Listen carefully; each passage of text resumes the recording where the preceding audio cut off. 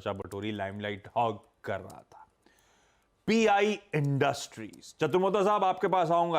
I am sure आप लोगों की टीम ने फंडामेंटल टटोले होंगे और चार्ट्स भी स्टडी कर रहे होंगे, पर ये सीएनबीसी आवाज की एक्सक्लूसिव थी उस समय। अपडेट्स दिए थे सीएनबीसी आवाज ने, चल कह रहा है जब पीआई इंडस्ट्रीज करेक्ट होना शुरू हुआ था, और अपडेट्स आने के बाद ये स्टॉक कोलैप्स ही कर गया लिटरली। 10% की गिरावट के साथ कामकाज की समाप्ति हुई थी। क्या कह रही हैं वो अपडेट्स को लेकर ब्रोकरेजेस? वो चाइनीज कंपटीशन की जो थ्रेट की बात सामने आई थी। हर्षदा, पीआई इंडस्ट्रीज क्या व्यू बन रहा है? दरअसल दो रिपोर्ट्स आई हैं, एक मोतीलाल की, एक नुवामा की। अब हम सब जानते हैं कि पीआई इंडस्ट्री के लिए प्रोडक्ट काफ़ी इंपॉर्टेंट है। 60% रेवेन्यू एक्सपोर्ट से इसी प्रोडक्ट के थ्रू आता है, और वहां पर अपडेट ये था कि रेनबो एग्रो, दरअसल एक तीसरी चाइनीज कंपनी, इसकी कैपेसिटी अच्छी खासी सेटअप कर रही है। इसका इम्पैक्ट सीधे इनके बिजनेस पर आएगा, ये कल का अपडेट था। अब मोतीलाल ओसवाल बेसिकली कहता है कि 35% टोटल रेवेन्यू अमेरिका से आता है इस पर्टिकुलर प्रोडक्ट के जरिए। ग्लोबल डिमांड काफी मजबूत है इस पर्टिकुलर प्रोडक्ट की, और पीआई इंडस्ट्रीज के लिए इस प्रोडक्ट का परफॉर्म करना बहुत इंपॉर्टेंट है। चीन के कंपटीशन के चलते क्लियरली सप्लाई साइड थोड़ी बहुत दबाव आते हुए दिखाई देंगे। इसी के तहत पीआई इंडस्ट्रीज का जो सबसे बड़ा क्लाइंट है, उन्होंने अपना डिमांड प्रेशर के तहत गाइडेंस में कटौती की है। अब इनकी गाइडेंस में कटौती बेसिकली एक वीक आउटलुक देती है पीआई इंडस्ट्रीज के लिए, इसीलिए कल थोड़ा सा पैनिक आता हुआ दिखाई दिया था। अब पीआई इंडस्ट्रीज के मैनेजमेंट ने कहा है कि देखिए, हमारे पास पेटेंट 2025 तक है। जब तक पेटेंट है, किसी तरह के ऐसे नए प्रोडक्ट लॉन्चेस या फिर पाइपलाइन दूसरी कंपनियां खड़ी कर रही हैं, उसका इंपैक्ट नहीं आएगा। इनफैक्ट पीआई इंडस्ट्रीज के मैनेजमेंट ने इस रिपोर्ट के तहत अपने फुल ईयर गाइडेंस को रिइटरेट किया है और कॉन्फिडेंट है अपनी ग्रोथ को लेकर। दूसरी तरफ नुवामा भी कह रही है, एक सिंगल प्रोडक्ट पर निर्भरता के चलते यह दबाव बनता दिखाई दे रहा है। यहां पर प्रोटेक्शन, पेटेंट प्रोटेक्शन हटने से जो 2025 के बाद होता दिखाई देगा, तब दबाव देखने को मिल सकता था। नुवामा का कैलकुलेशन है, एक्सपोर्ट रेवेन्यू में इस पर्टिकुलर प्रोडक्ट का करीब करीब 56% तक का योगदान है। तो 56 से 60% एक्सपोर्ट रेवेन्यू आता है इस पर्टिकुलर प्रोडक्ट की तरफ से। यहां पर रिस्क घटाने के लिए कंपनी दूसरे प्रोडक्ट्स पर फोकस करेगी, और कर भी रही है। हम सब जानते हैं वो अपने फार्मा बिजनेस में भी उतर रहे हैं। साथ ही साथ इसी तरीके से जोखिम घटेगा। तो नियर टर्म में थोड़ा सा रिस्क है, लेकिन रिस्क इस बात का है कि 2025 में जब पेटेंट हटेगा तब वो रिस्क उभर कर आएगा। मीन टाइम इनके एक पर्टिकुलर क्लाइंट ने गाइडेंस कट किया है, उसका एक ओवरहैंग स्टॉक पर था कल। तो दोहरी मार हो गई भाई। जो इकलौता प्रोडक्ट सबसे इंपॉर्टेंट था, वहां पे कंपटीशन इंटेंसिफाई करेगा। तीसरी चाइनीज कंपनी उसी धंधे पे उतर रही है, और दूसरी तरफ जो दुनिया का प्रोमिनेंट क्लाइंट है वो गाइडेंस कट करता है, तो डर लग गया है कि स्पेस का तो आउटलुक खराब हो रहा है। ये हाल है। 10% करेक्ट हो गया, पर इसने बहुत कमा के दिया है चतुर्मोता साहब। एक सिंगल प्रोडक्ट डिपेंडेंस का ये होता ही है खामियाजा। जब प्रोडक्ट चमकता है तो स्टॉक फटता है। अब चैलेंजेस सामने। पीआई आप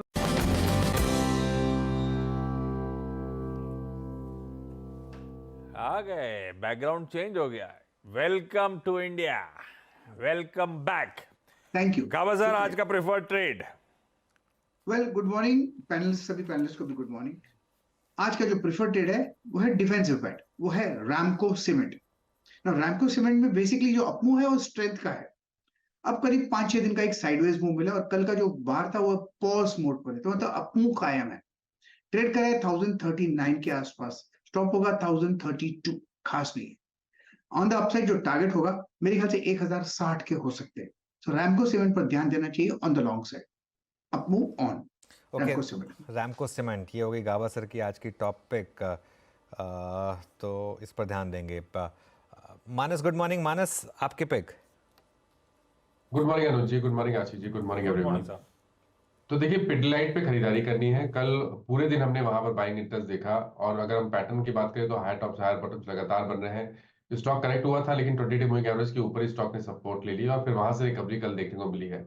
आई थिंक ये रैली कंटिन्यू होगी, और जो रिसेंट हाई है वो भी ब्रीच हो जाएंगे। तो पिडलाइट में खरीदारी करेंगे। 2474 के स्टॉप लॉस लगाना है, 2665 के टारगेट्स रखने हैं। ये दोनों कैश लेवल्स हैं। 2620 का कॉल ऑप्शन लिया जा सकता है। 62 रुपीज की क्लोजिंग थी, तो वहां मिले तो खरीदारी करिए, 44 का स्टॉप लॉस लगाइए और इस ऑप्शन में 95 की टारगेट सेट करिए। पिडलाइट, यह है मानस का आज का प्रेफर्ड पिक। आमतौर पे वैसे ऐसे पिक्स आते हैं बहेती साहब के रडार पे जब क्रूड करेक्ट होता है, तो देखते हैं बहेती साहब के पिटारे में क्या है। लेकिन उसके लिए रुकिए, पहले जाते हैं सतपुते साहब के पास, उनका आज का टॉप कॉल जान लिया जाए। सतपुते साहब, good morning. Good morning Ashish ji. Good morning Anuj and good morning everyone. Ashish ji देखिए, नज़र है टाटा कम्युनिकेशन पे। कल इसमें मुझे लगता है कि एक अच्छा ब्रेकआउट मिला है। यहाँ पे फॉलो थ्रू मिलना चाहिए, क्योंकि इसका जो कल का क्लोज है ये अपने 50 DMA के ऊपर है, लॉन्ग एडिशन था। तो लगता है कि यहाँ पे 1740 के आसपास का बाय बनता है। कल 1742 का इसका क्लोज है, तो बाय करेंगे टाटा कम्युनिकेशन।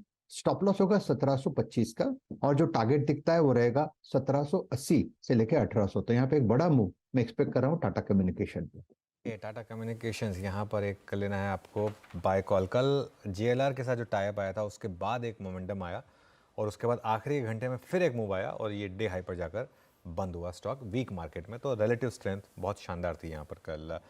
आशीष बहेती के पास चलते हैं। आशीष जी, गुड मॉर्निंग, क्या रहेगी आपकी trade? Good morning Anuj ji, good morning Ashish ji, good morning everyone. Ashish जी, मेरी भी पिक क्रूड रिलेटेड ही है, और रीजन वही रहता है कि बहुत इजी हो जाता है ये trades, and they perform very well जब भी क्रूड का प्ले आता है। तो HPCL में खरीदारी की सलाह रहेगी। आई थिंक स्टॉक अच्छा करेक्ट होकर 10 डेमा के पास आ चुका है। पिछले 3-4 दिन में हमने थोड़ा प्रॉफिट टेकिंग देखा इसमें एक अच्छी रैली के बाद, और अब स्टॉक वापस वेल प्लेस्ड है और एक बाई जोन पे आ चुका है। तो यहाँ पे खरीदारी की सलाह रहेगी HPCL में। जो स्टॉप लॉस मेंटेन करना हो 351 का एक SL मेंटेन करे। हमें लगता है इसमें 364 एंड 370 तक के टारगेट्स देखने मिल सकते हैं। HPCL आज वो एशियन पेंट कंपनी जैसे अपनी आई थी, सबसे पहले यही आया था या फिर पिडलाइट हो गया इसीलिए HPCL पे गए?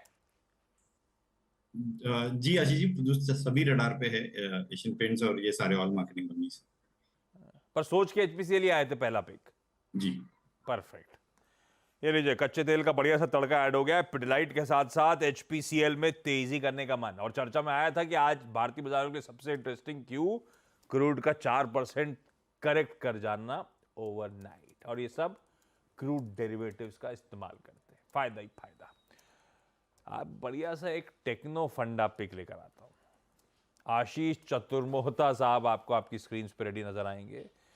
आशीष जी, आजकल ईद का चांद टाइप हो गया हो। Good morning. नहीं आशीष जी, क्या लेकर आए हो?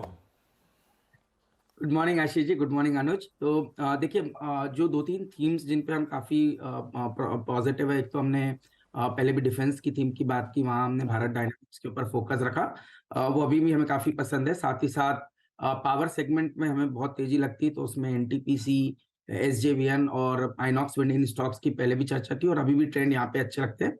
अब एक अगर से नया स्टॉक चुनना होगा तो वो मैन्युफैक्चरिंग केपेक्स रिलेटेड थीम से है, और वो है सीमेंस। डिस्क्लोजर के सीमेंस हमारे पोर्टफोलियो में हम ओन करते हैं और हमें काफी पसंद आ रहा है। आप देखेंगे कि स्टॉक का जो कंसोलिडेशन फेज है, पहले तो टेक्निकल में बात करूं तो करीब करीब 5 महीनों से स्टॉक कंसोलिडेट कर रहा है, और अब कहीं ना कहीं एक हायर टॉप हायर बॉटम का स्ट्रक्चर यहाँ पर कंसिस्टेंटली बन रहा है। मेरे हिसाब से टेक्निकली 3800 पे बहुत ही अच्छे टेक्निकल सपोर्ट्स यहाँ बन चुके हैं, और जिस तरह से medium to long term chart pan out हो रहा है, मुझे लगता है 4200 के टेक्निकली लेवल्स आपको जल्दी इस स्टॉक में देखने को नजर आएंगे, और मीडियम टू लॉन्ग टर्म में तो मेरा मानना है कि 4200 के ऊपर भी ये स्टॉक जाता हुआ नजर आएगा। अब अगर से आप इसको थोड़ा सा डेटा देखें तो रेलवे का जो केपेक्स हो रहा है उसका भी बेनिफिशियरी सीमेंस है। मैन्युफैक्चरिंग के अंदर में जो हम ग्रोथ की बात कर रहे हैं या केपेक्स रिलेटेड ग्रोथ की बात कर रहे हैं, उसका भी बहुत ही बड़ा बेनिफिशियरी सीमेंस रहेगा। कल के जो IIP के नंबर्स आए उसमें भी एक बहुत ही क्लियर ट्रेंड नजर आ रहा है कि IIP के अंदर में भी जो मैन्युफैक्चरिंग एक्टिविटी है वो डबल डिजिट ग्रोथ हमें आती हुई देखने को नजर आई। तो ये क्लियरली एक इंडिकेशन है कि L&T, सीमेंस, ABB, क्यूमेंस जैसे जो स्टॉक है वो कंटिन्यूसली एक अच्छा आउट परफॉर्मेंस आपको दिखाते रहेंगे, और इस पूरे स्पेस में सीमेंस हमें सबसे अच्छा अभी इस समय पे पोजीशन नजर आता है। ओके, ठीक है। तो सीमेंस यहाँ पर आप कर सकते हैं बाय एक। चलिए अब धर्मेश कांत को भी जोड़ लेते हैं हमारे साथ। धर्मेश जी, गुड मॉर्निंग, क्या रहेगा आपके रेडार पर? Good morning Anuj. I think कल पब्लिक सेक्टर बैंक्स में काफ़ी अच्छा पिछले 2-3 दिनों में मूवमेंट था, और मुझे लगता है कि यहीं पर तेज़ी करनी चाहिए। अगर थोड़ा वीकनेस मिलता है गिरावट में, जैसे कल थोड़ा सा इन्फ्लेशन डेटा बढ़ के आया था, तो वहाँ पे एक गुड अपॉर्चुनिटी टू बाई है। और इसमें हालांकि small and mid cap segment में काफ़ी चले थे, बट मेरा पिक कैनरा बैंक पे रहेगा। नंबर्स काफ़ी अच्छे थे Q2 के, आने वाले समय में जो नंबर्स आने वाले हैं वो भी काफ़ी अच्छे होने वाले हैं इसके। और प्राइस टू बुक पे अभी भी 0.8 टाइम्स ये मिल रहा है। अगर आप 10 साल पहले के मल्टीपल्स हो जाएं तो 1.2 टाइम्स प्राइस टू बुक मिलता था, तो मुझे लगता है उतना री रेटिंग होगा। ये एक पोजिशनल पिक है, ना कि डे टू डे बेसिस पे है। और यहाँ पर 510 के टारगेट मुझे दिखते हैं, मतलब 6 महीने के हिसाब से। बढ़िया है। सरकारी बैंक बता दें कि मनी कंट्रोल पर दिए गए विचार एक्सपर्ट्स के अपने निजी विचार होते हैं। वेबसाइट या मैनेजमेंट इसके लिए उत्तरदायी नहीं है। यूजर्स को मनी कंट्रोल की सलाह है कि कोई भी निवेश निर्णय लेने से पहले सर्टिफाइड एक्सपर्ट की सलाह लें।